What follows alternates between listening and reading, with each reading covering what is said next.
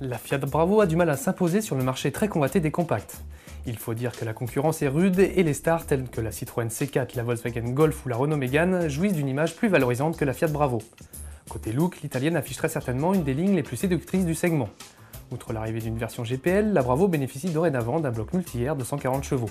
Cette nouvelle motorisation est une réussite. Les 140 chevaux développés par le 1,4 litre turbo sont suffisamment importants pour relancer l'auto en toute situation.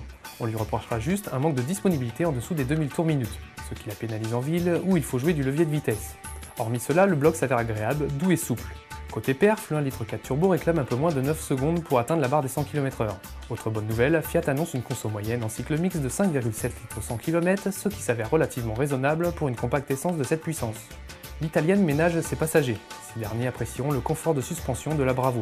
Par contre, les plus sportifs d'entre vous regretteront très certainement le manque de fermeté de la Fiat lors des enfilades.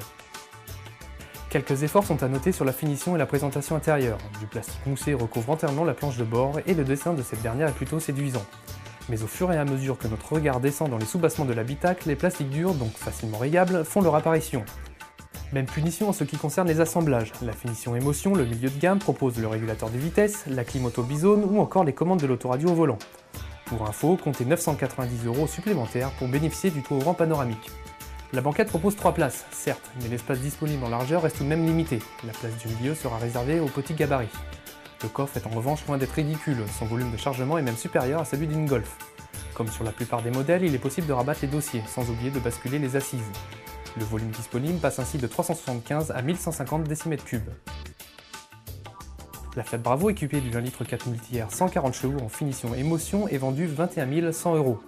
Bien sûr, il existe des motorisations diesel dont le 1,6 litre multijet de 90 chevaux disponible à partir de 20 100 €.